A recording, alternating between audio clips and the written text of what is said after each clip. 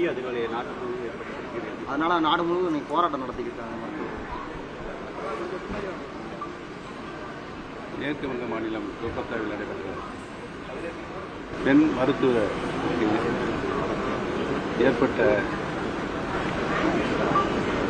அந்த வன்முறை சம்பவம், கற்பழிப்பு, படுகொலை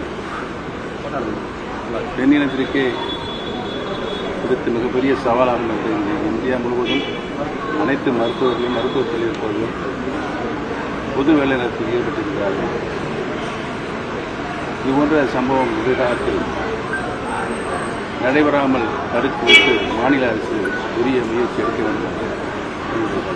நேற்று அவசர சிகிச்சை கூட்டம் நடத்திருக்காங்க. அவசர சிகிச்சை கூட்டம் எதற்காக கூட்டப்பட்டது, எந்த நோக்கத்திற்காக கூட்டப்பட்டது என்பதை கூட்டியவர்கள் தான் தெரியும். இது சம்பந்தமாக நீங்கள் ஏதோ மேலும் எனக்கு செல்லாதுன்னு சொல்லி அறிவிக்கிறது. ஏற்கனவே 5 வழக்குகள் எங்களுக்கும் அவர்களுக்குமாக சென்னை சிவில் சூட்டாக உயர்நீதிமன்றத்தில் வழக்கு இருக்கிறது. வழக்கு நடைபெற்றுக் கொண்டிருப்பது தெரிவித்தது.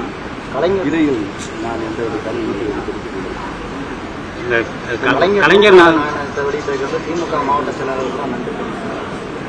கலைஞர் உருவம் பிடித்த நாணயம் வெளியிட போறாங்க. அதுக்கு கூட்டணி கட்சியான ராகுல் காந்தி அழைப்பு விடாம பாஜக மத்திய அமைச்சர் ராஜ்நாத் சிங் அழைப்பு கொடுத்திருக்காங்கன்னு சொல்லி அமைச்சர் திமுக உறவு நடத்துகின்ற சம்பந்தப்பட்டவர்கள் இந்த கேள்வி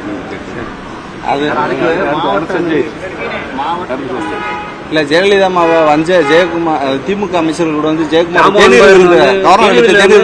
பேசியிருக்காரு. அதாவது முன்னாள் முதல்வர் ஜெயலலிதா இழிவா பேசுனதாக தாமோ அன்பரசன் மீது கடுமையா ஜெயக்குமார் விமர்சனம் பண்ணியிருந்தாரு. ஆனா தேநீர் விருந்துல அவங்களோட உறவாடி இருந்தாரு. இது இரட்டை நிலைப்பாடுல ஜெயக்குமார் இது பண்ணாரு. நிலைப்பாடு எடுத்த ஜெயக்குமார் என்னிடம் கேட்கின்றேன். இல்ல உங்களோட கருத்து சார்? இபிஎஸ் ராஜாஜிக்கு சமமான அவர் நடத்துகின்ற நாடகங்களுக்கெல்லாம் நான் விளக்கம் கொடுக்க தேவையில்லை சார். இபிஎஸ் ராஜாஜிக்கு சமமானவர், அவருக்கு அவ்வளவு ஞாபக சக்தி இருக்கு அப்படின்னு சொல்லி பொன்னையன் சொல்லியிருக்காரு. இது கேட்கும் போதே சிரிக்கிறீங்க. அதுல இருந்து அந்த கேள்வி எந்த வகையில் இருக்கிறது என்று தெரியும்.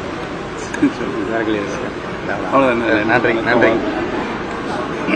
ஏன் சிரிச்சீங்க? அதுக்கு விளக்கு ஏன் நிறுவனம் சிரிச்சீங்க? கேள்வி கேட்க சொல்லுங்க. சொல்ல மாட்டீங்களா?